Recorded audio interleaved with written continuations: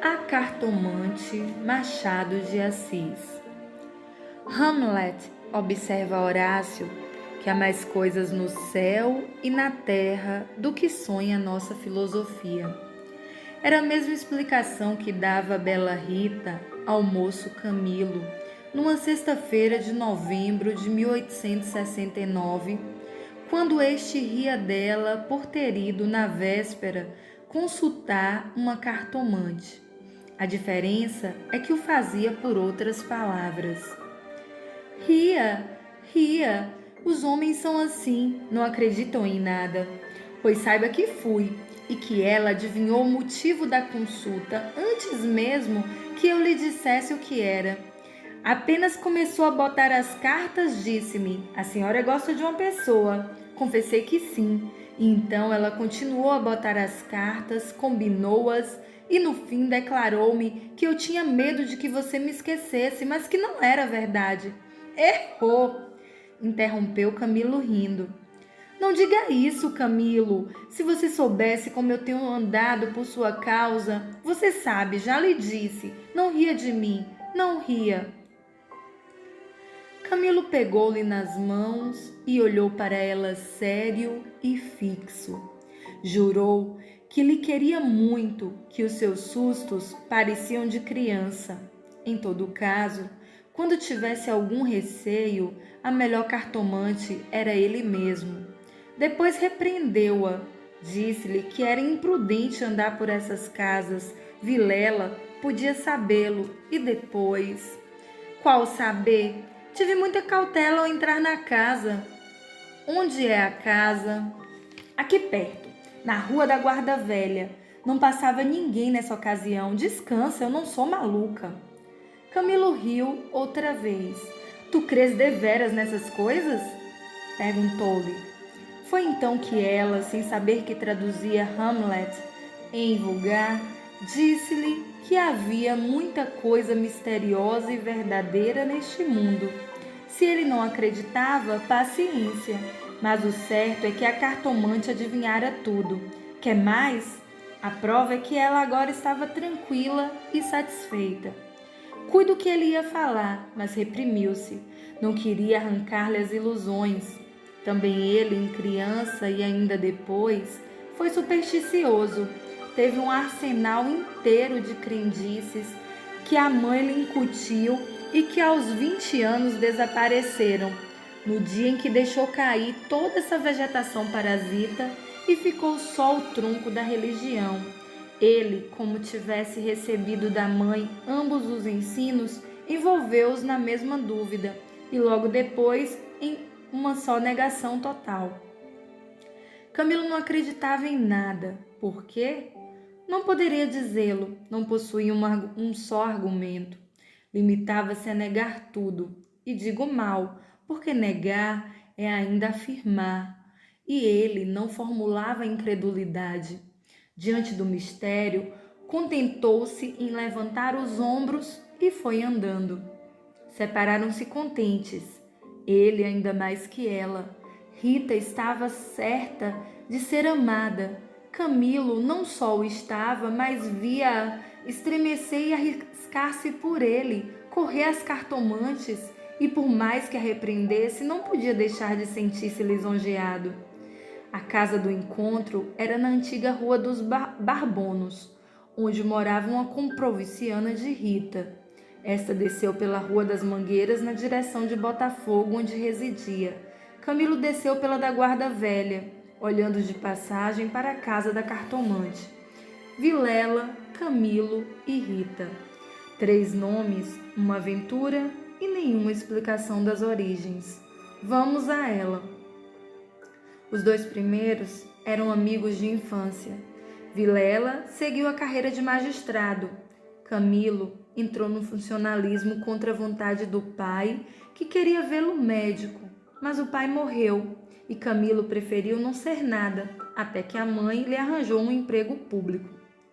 No princípio de 1869, voltou Vilela da província, onde casara com uma dama formosa e tonta, abandonou a magistratura e veio a abrir banca de advogado. Camilo arranjou-lhe casa para os lados de Botafogo e foi a bordo recebê-lo. "É o senhor?" exclamou Rita, estendendo-lhe a mão. "Não imagina como meu marido é seu amigo. Falava sempre do senhor." Camilo e Vilela olharam-se com ternura.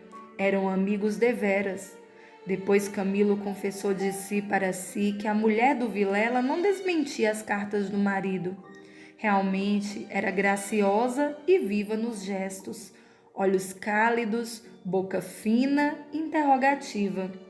Era um pouco mais velha que ambos, contava 30 anos, Vilela 29 e Camilo 26.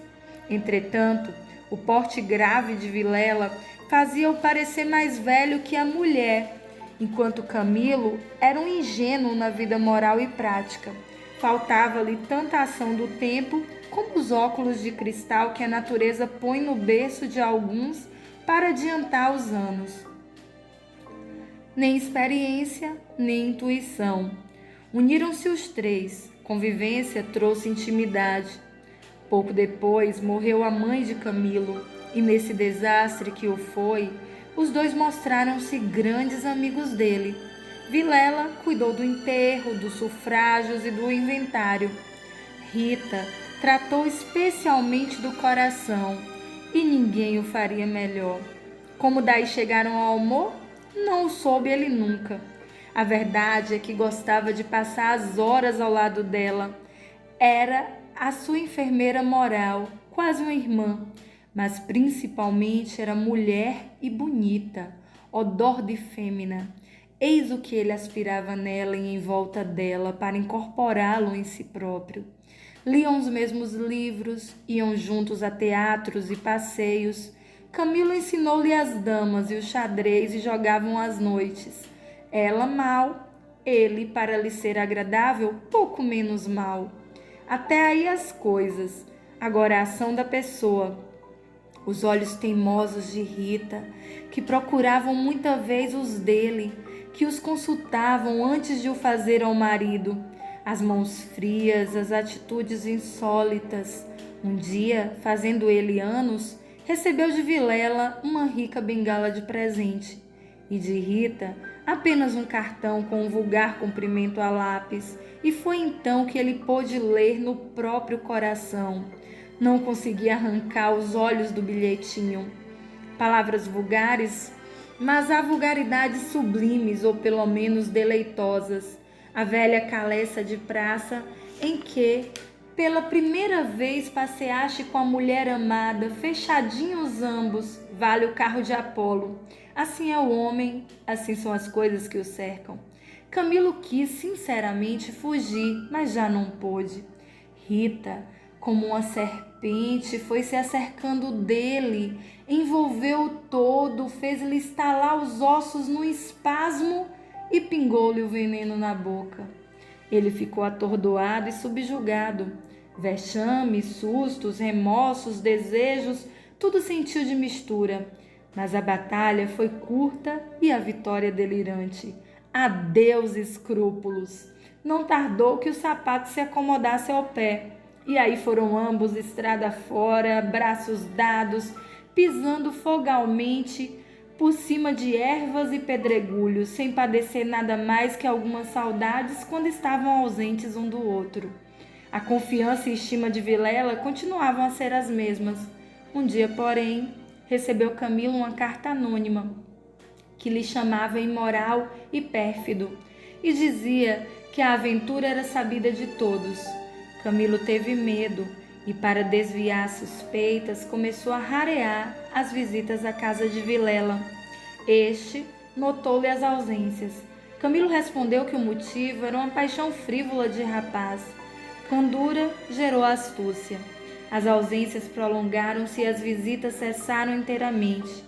Pode ser que entrasse também nisso um pouco de amor próprio, uma intenção de diminuir os obséquios do marido para tornar menos dura a aleivosia do ato. Foi por esse tempo que Rita, desconfiada e medrosa, correu à cartomante para consultá-la sobre a verdadeira causa do procedimento de Camilo. Vimos que a cartomante restituiu-lhe a confiança e que o rapaz repreendeu-a por ter feito o que fez. Correram ainda algumas semanas. Camilo recebeu mais 2 ou 3 cartas anônimas, tão apaixonadas que não podiam ser advertência da virtude, mas despeito de algum pretendente. Tal foi a opinião de Rita, que, por outras palavras mal compostas, formulou este pensamento. A virtude é preguiçosa e avara, não gasta tempo nem papel. Só o interesse é ativo e pródigo. Nem por isso Camilo ficou mais sossegado. Temia que o anônimo fosse ter com Vilela, e a catástrofe viria então sem remédio. Rita concordou que era possível.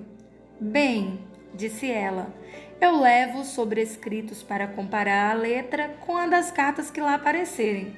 Se alguma for igual, guardo-a e rasgo-a. Nenhuma apareceu, mas daí a algum tempo Vilela começou a mostrar-se sombrio, falando pouco, como desconfiado. Rita deu-se pressa em dizê-lo ao outro, e sobre isso deliberaram. A opinião dela é que Camilo devia tornar a casa deles, tatear o marido e pode ser até que lhe ouvisse a confidência de algum negócio particular. Camilo divergia. Aparecer depois de tantos meses era confirmar suspeita ou denúncia. Mas valia acautelarem-se, sacrificando-se por algumas semanas. Combinaram os meios de se corresponderem em caso de necessidade e separaram-se com lágrimas. No dia seguinte, estando na repartição, recebeu Camilo este bilhete de Vilela. Vem já, à nossa casa. Preciso falar-te sem demora. Era mais de meio-dia. Camilo saiu logo na rua, advertiu que teria sido mais natural chamá-lo ao escritório. Por que em casa? Tudo indicava matéria especial, e a letra, fosse realidade ou ilusão, afigurou-se-lhe trêmula. Ele combinou todas essas coisas com a notícia da véspera. Vem já, à nossa casa. Preciso falar-te sem demora. Repetia ele com os olhos no papel. Imaginariamente viu a ponta da orelha de um drama. Rita, subjugada e lacrimosa. Vilela, indignado, pegando da pena e escrevendo o bilhete, certo de que ele acudiria e esperando-o para matá-lo. Camilo estremeceu, tinha medo. Depois sorriu amarelo e, em todo caso, repugnava-lhe a ideia de recuar. E foi andando. De caminho, lembrou-se de ir à casa. Podia achar algum recado de Rita, que lhe explicasse tudo. Não achou nada, nem ninguém. Voltou à rua.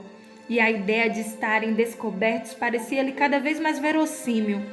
Era natural uma denúncia anônima, até da própria pessoa que o ameaçara antes. Podia ser que Vilela conhecesse agora tudo. A mesma suspensão das suas visitas, sem motivo aparente, apenas com um pretexto fútil, viria confirmar o resto. Camilo ia andando inquieto e nervoso. Não relia o bilhete, mas as palavras estavam decoradas diante dos olhos, fixas, ou então, o que era ainda pior, eram-lhe murmuradas ao ouvido com a própria voz de Vilela. Vem já à nossa casa, preciso falar-te sem demora. Ditas assim, pela voz do outro, tinham um tom de mistério e ameaça. Vem já! Para quê? Era perto de 1h da tarde. A comoção crescia de minuto a minuto. Tanto imaginou que se iria passar, que chegou a crê-lo e vê-lo. Positivamente tinha medo, entrou a cogitar em armado, considerando que se nada houvesse, nada perdia, e a precaução era útil. Logo depois, rejeitava a ideia, vexado de si mesmo, e seguia, picando o passo na direção do Largo da Carioca, para entrar num tilbury. Chegou, entrou e mandou seguir a trote largo. Quanto antes, melhor, pensou ele. Não posso estar assim. Mas o mesmo trote do cavalo veio agravar-lhe a comoção. O tempo voava e ele não tardaria a intestar com o perigo. Quase no fim da rua da Guarda Velha, o tilbury teve de parar. A rua estava atravancada com uma carroça que caíra. Camilo, em si mesmo, estimou o obstáculo e esperou. No fim de 5 minutos, reparou que ao lado, à esquerda, ao pé do tilbury, ficava a casa da cartomante, a quem Rita consultara uma vez e nunca lhe desejou tanto crer na lição das cartas. Olhou, viu as janelas fechadas quando todas as outras estavam abertas e pejadas de curiosos do incidente da rua. Disse-ia a morada do indiferente destino. Camilo reclinou-se no tilbury, para não ver nada. A agitação dele era grande, extraordinária, e do fundo das camadas morais emergiam alguns fantasmas de outro tempo, as velhas crenças, as superstições antigas. O cocheiro propôs-lhe voltar à primeira travessa e ir por outro caminho. Ele respondeu que não, que esperasse. Inclinava-se para fitar a casa. Depois fez um gesto incrédulo. Era a ideia de ouvir a cartomante que lhe passava ao longe, muito longe, com vastas asas cinzentas, desapareceu, reapareceu e tornou a esvair-se no cérebro. Mas daí a pouco moveu outra vez as asas, mais perto, fazendo uns giros concêntricos. Na rua gritavam os homens safando a carroça. Anda, agora, empurra, vá, vá. Daí a pouco estaria removido o obstáculo. Camilo fechava os olhos, pensava em outras coisas, mas a voz do marido sussurrava-lhe às orelhas as palavras da carta. Vem já, já! E ele via as contorções do drama e tremia. A casa olhava para ele, as pernas queriam descer e entrar. Camilo achou-se diante de um longo véu opaco, pensou rapidamente. No inexplicável de tantas coisas, a voz da mãe repetia-lhe uma porção de casos extraordinários, e a mesma frase do príncipe da Dinamarca reboava ali dentro. Há mais coisas no céu e na terra do que sonha a filosofia. Que perdia ele se... Deu por si na calçada, ao pé da porta. Disse ao cocheiro que esperasse, e rápido enfiou pelo corredor e subiu a escada. A luz era pouca, os degraus comidos dos pés. O corrimão pegajoso, mas ele não viu nem sentiu nada. Trepou e bateu. Não aparecendo ninguém, teve ideia de descer, mas era tarde. A curiosidade fustigava-lhe o sangue, as fontes latejavam-lhe. Ele tornou a bater 1, 2, 3 pancadas. Veio uma mulher, era a cartomante. Camilo disse que ia consultá-la. Ela fê-lo entrar. Dali subiram ao sótão por uma escada ainda pior que a primeira e mais escura. Em cima havia uma salinha, mal alumiada por uma janela que dava para o telhado dos fundos. Velhos trastes, paredes sombrias, um ar de pobreza que antes aumentava do que destruía o prestígio. A cartomante fê-lo sentar diante da mesa e sentou-se do lado oposto, com as costas para a janela, de maneira que a pouca luz de fora batia em cheio no rosto de Camilo. Abriu uma gaveta e tirou um baralho de cartas compridas e enxovalhadas. Enquanto as baralhava, rapidamente olhava para ele, não de rosto, mas por baixo dos olhos. Era uma mulher de 40 anos, italiana, morena e magra, com grandes olhos sonsos e agudos. Voltou 3 cartas sobre a mesa e disse-lhe: vejamos primeiro o que é que o traz aqui. O senhor tem um grande susto. Camilo, maravilhado, fez um gesto afirmativo. E quer saber, continuou ela, se lhe acontecerá alguma coisa ou não. A minha ela, explicou vivamente ele. A cartomante não sorriu, disse-lhe só que esperasse. Rápido, pegou outra vez das cartas e baralhou-as com os longos dedos finos de unhas descuradas.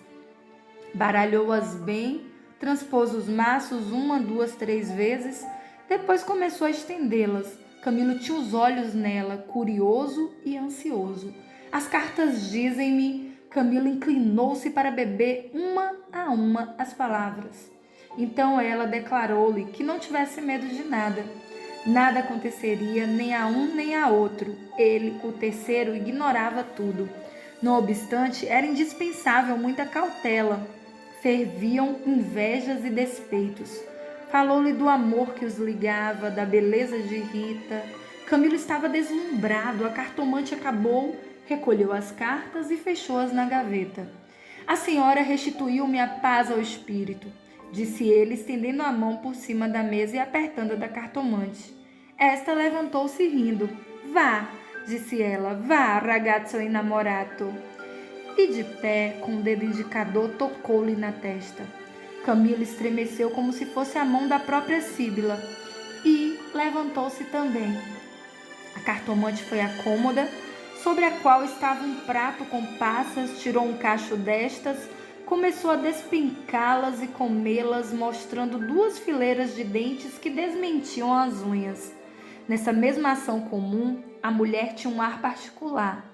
Camilo, ansioso por sair, não sabia como pagar-se, ignorava o preço. Passas custam dinheiro, disse ele afinal, tirando a carteira. Quantas quer mandar buscar? Pergunte ao seu coração, respondeu ela. Camilo tirou uma nota de 10.000 réis e deu-lhe. Os olhos da cartomante fuzilaram, o preço usual era 2.000 réis. Vejo bem que o senhor gosta muito dela, e faz bem. Ela gosta muito do senhor. Vá tranquilo.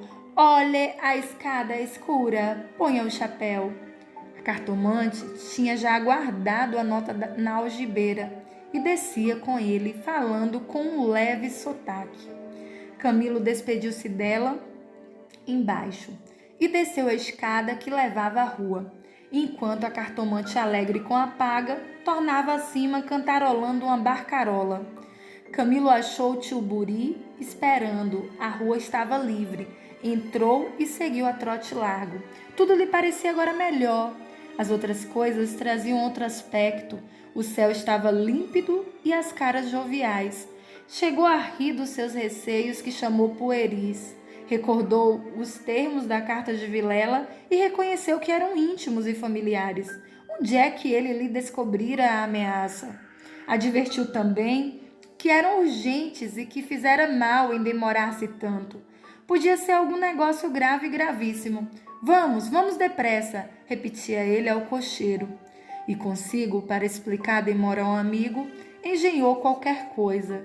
Parece que formou também o plano de aproveitar o incidente para tornar a antiga assiduidade. De volta com os planos, reboavam-lhe na alma as palavras da cartomante. Em verdade, ela adivinhara o objeto da consulta, o estado dele, a existência de um terceiro. Por que não adivinharia o resto? O presente que se ignora vale o futuro. Era assim, lentas e contínuas, que as velhas crenças do rapaz iam tornando ao de cima, e o mistério empolgava-o com as unhas de ferro. Às vezes queria rir, e ria de si mesmo, algo vexado, mas a mulher, as cartas, as palavras secas e afirmativas, a exortação, vá, ragazzo innamorato. E no fim, ao longe, a barcarola da despedida, lenta e graciosa. Tais eram os elementos recentes que formavam com os antigos uma fé nova e vivaz. A verdade é que o coração ia alegre e impaciente, pensando nas horas felizes de outrora e nas que haviam de vir. Ao passar pela glória, Camilo olhou para o mar, estendeu os olhos para fora, até onde a água e o céu dão um abraço infinito, e teve assim uma sensação do futuro, longo, longo e interminável. Daí a pouco chegou à casa de Vilela, apeou-se, empurrou a porta de ferro do jardim e entrou. A casa estava silenciosa. Subiu 6 degraus de pedra e mal teve tempo de bater. A porta abriu-se e apareceu-lhe Vilela. Desculpa, não pude vir mais cedo, o que há? Vilela não lhe respondeu. Tinha as feições decompostas. Fez-lhe sinal e foram para uma saleta interior. Entrando, Camilo não pôde sufocar um grito de terror. Ao fundo, sobre o canapé, estava Rita morta e ensanguentada. Vilela pegou-o pela gola e, com 2 tiros de revólver, estirou o morto no chão.